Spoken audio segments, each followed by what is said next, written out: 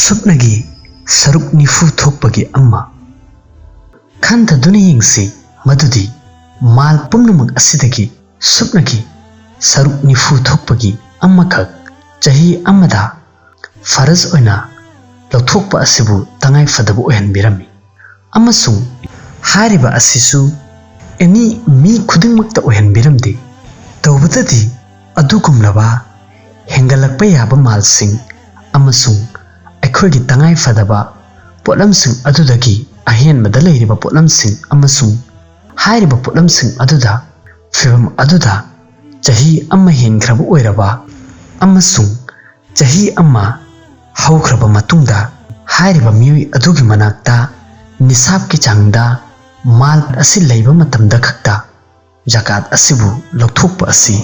फरज ओहनबिरमी करिगुंबा अल्लाह ताला ना पमलमनबदी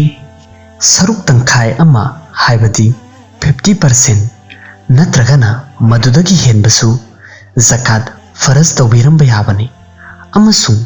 माल अदु अखोगी इनाक्ता लाक्पगा पिथोकपा असिबु वाजिब ओहलंबा याय तौबतबु महाकी फजल अमसुंग करमनी मदुदी महाकना यामना लाइबा अमदी कोंबा नियमदा सुपनगी लुपा निफुदा लुपा अम्मा खक्की चांगदा जकात तौथोकपा असिबु फरज ओहनबिरमी हारिबा कोमहनबिरबा असिगी मतुंगदसु कनागुंबा मियोई अम्मना जकात लौथोकपदा थौसादबा तौरबा अदु ओइरबदी महाकमोंदगी हेन्ना चावबा अल्लाह की नियामत की मतिक मगुन खंगदबा मियोई असि कना अमता लैररोय असुमना हारिबा ममांगी वीडियो दा पंजखरिबा अमदी हौजिक पनखरिबा वफमसिंग असिदगी अखोइना खंगबा ngami मदुदी जकात अमसुंग सदका असि अखोइगिदमक्ता यामना चावरबा रहमत ओइरबा पुटम अमनी अमसुंग अल्लाह ताला ना निसाब की मपु ओइना सेंबिरबा मियुसिंग अदुदा काया यामना चावबा फजल अमसुंग करम तौबिरिबनु हाइबा अदु खंतफम थोई मसिगी मतुंगदसु अखोइना जकात पिथोकपा मतमदा अमसुंग सदका पिथोकपा मतमदा अखोइगी थमोइदा नुंगाइतबा फावरबा अमसुंग मदुबु नमदना टैक्स पिथोकपगी मौंगदा वखलदा खल्लबा अदु ओइरबदी मदुदगी हेना चावबा